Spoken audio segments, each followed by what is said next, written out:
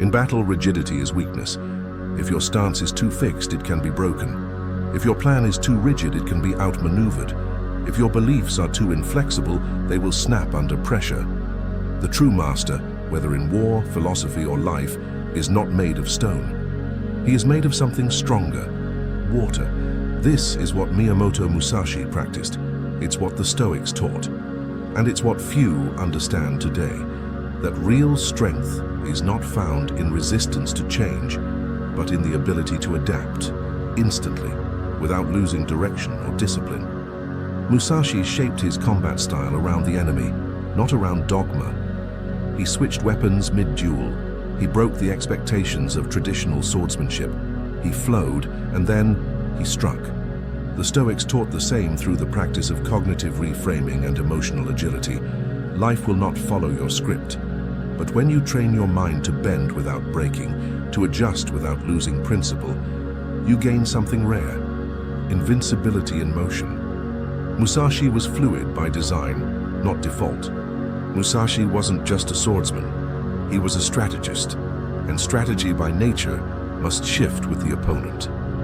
While many warriors rigidly clung to one school of fighting, Musashi created his own, the Niiten Ichi Ryu, two heavens as one school. He practiced with both long and short swords. He changed grips. He moved in unconventional patterns. Fixation is the way to death. Fluidity is the way to life. Musashi. He understood that to survive and win, you must respond to reality, not preference. He didn't romanticize form. He used it, refined it, then evolved beyond it. Musashi wasn't loyal to methods, he was loyal to results. That's why he won. And he trained not to memorize, but to adapt. The Stoics embraced adaptability as a mental discipline. The Stoic path was also one of flexible strength. They didn't teach detachment from the world. They taught detachment from the illusion of control. That's why the Stoic doesn't shatter when plans fall apart. He bends, adjusts, reframes. Epictetus wrote, "It's not what happens to you, but how you react to it that matters." That reaction is where adaptability lives. It's not passive acceptance. It's active interpretation. You can't control the external, but you can reshape your internal world to meet it head on. This is emotional agility, training your perception to pivot instantly when life pushes back. It is the opposite of stubbornness. It's the flexibility that turns chaos into clarity. To flow with the world without losing yourself. Musashi's life was one of constant motion. He was born into violence, fought his first duel at age 13, lived as a wanderer, served no single lord, chose no permanent home. Why? Because he had learned to live outside the comfort of stability. His path was not linear, it was adaptive, and it had to be, because reality never moves in a straight line. Yet despite his fluidity, Musashi was never aimless. He had a core, the way. His devotion to refinement, to principle, to self-discipline never wavered. He flowed, but always toward mastery. The Stoics lived the same paradox. They were flexible but grounded. Marcus Aurelius faced betrayals, war, plague, and politics. But in every challenge, he returned to his journal, not to complain, but to reframe. The impediment to action advances action. What stands in the way becomes the way. He didn't resist the obstacle, he absorbed it, and then used it. Rigidity breaks, adaptability grows. Most people associate discipline with rigidity, with repetition, with never changing course. But discipline that cannot adjust becomes delusion. Musashi knew this. His whole style was based on reading the opponent. He used surprise, timing, rhythm, and unpredictability to dominate the battlefield. His core never changed, but his form always did. The Stoics would call this practical wisdom, phronesis, the ability to take timeless principles and apply them to ever-changing contexts. Seneca said, "A wise man adapts himself to circumstances as water shapes itself to the vessel that contains it."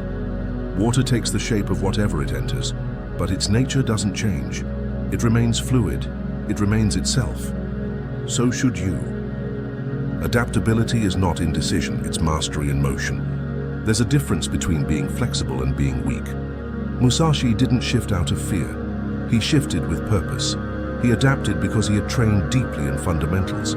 His flexibility wasn't random, it was earned. Likewise, the Stoic doesn't float without direction. He holds tightly to virtue, but lightly to circumstance.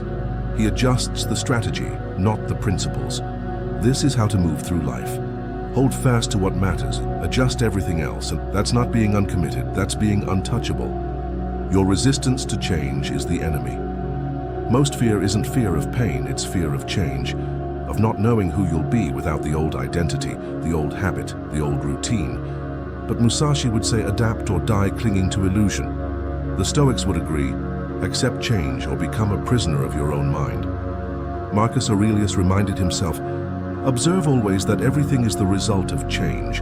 The universe loves nothing so much as to change the things that are and to make new things like them. Change isn't your enemy. Your resistance to it is. Adaptability is not a lack of conviction, it is conviction without rigidity. The untrained mind believes that to be strong is to hold one position, to never waver, to stick to the plan no matter what. But both Musashi and the Stoics teach the opposite, that to survive, to thrive, and to win in a changing world, you must move like water, and when the time comes, strike like fire. Musashi didn't cling to form. He studied it, mastered it, and then released it when the moment called for something new. The Stoics were the same. They stood firm in their values, but they flowed through changing circumstances with wisdom, agility, and emotional clarity. Adaptability is not surrender, it is a skill. And like all skills, it must be trained. Let's break down how to train this fluid strength in your own life, how to respond to change with power, how to adjust your plans without compromising your principles, and how to pivot when resistance rises, without ever losing your center. 1. Train with variation to build resilience. Musashi constantly changed his training. He didn't just practice in the dojo, he fought in forests, on boats, in alleys. He used different weapons. He trained in different terrains, at different times, in different weather. Why? Because adaptability isn't built in controlled environments. It's built by exposure to the unpredictable. In your own life, look for ways to introduce controlled instability. Vary your training conditions.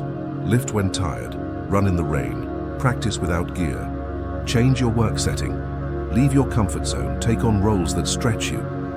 Practice doing essential routines in unfamiliar conditions so you learn to act, not just perform. The Stoics believed the same. Seneca advised taking regular time to live with discomfort, not because it was fun, but because it made you unshakable. Throw me into whatever circumstances you like and I will still make a good out of it. That's the mindset of adaptation. Wherever you are, you remain effective. 2. Reframe instantly. Don't argue with reality. Life will not go as planned. You will be blindsided, misunderstood, betrayed, redirected. The average man reacts with frustration. The disciplined man reframes. Reframing is a Stoic superpower. It's the ability to look at the same situation and choose a more empowering lens. Epictetus taught, "It is not things themselves that disturb us, but our judgments about those things."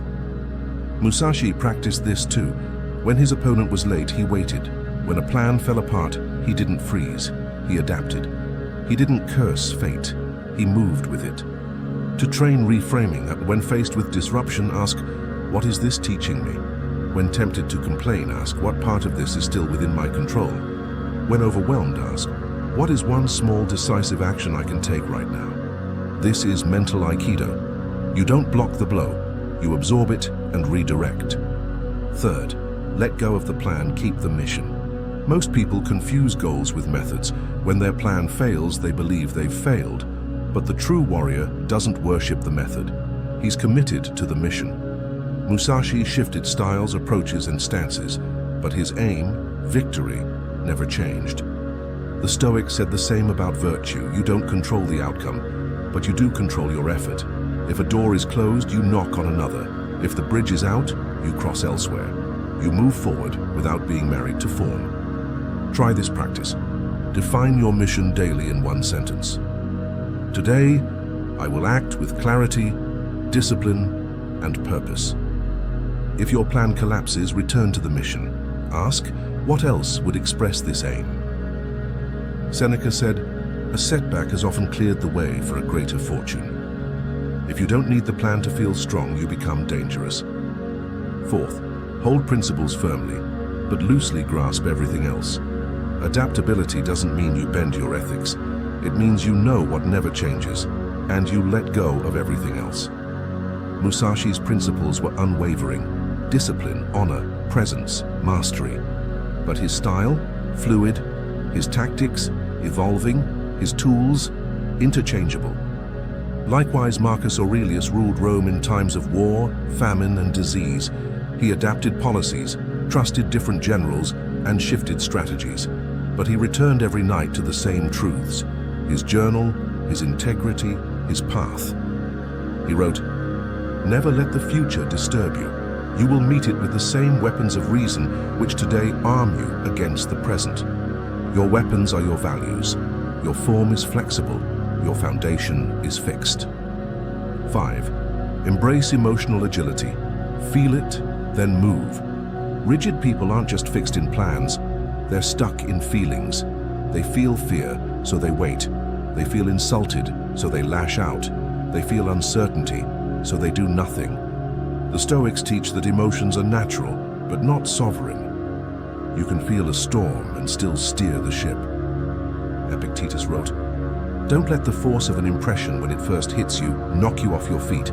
Just say to it, 'Hold on a moment, let me see who you are and what you represent.'" This is the core of emotional agility. Step back from the feeling, identify it. Ask if acting on it serves your values, and then choose your response, not your reaction. Musashi didn't act from panic, he acted from training. His feelings didn't guide the sword, his principles did. 6. Build response flexibility into your routine. Adaptability must be habitual. That means training your response to the unexpected in real time. Start small. Once a day, deliberately change a habit, take a new route, rearrange your workout, change your writing environment, delay gratification, skip a comfort, stretch a limit. Practice improvisation, verbally, creatively, physically. Let your brain learn that change isn't threat, it's opportunity. The Stoics practiced premeditatio malorum, the premeditation of misfortune. They visualized disruptions before they happened so they could greet them without surprise. Marcus Aurelius again, "The mind adapts and converts to its own purposes the obstacle to our acting. You do not just recover from chaos, you use it."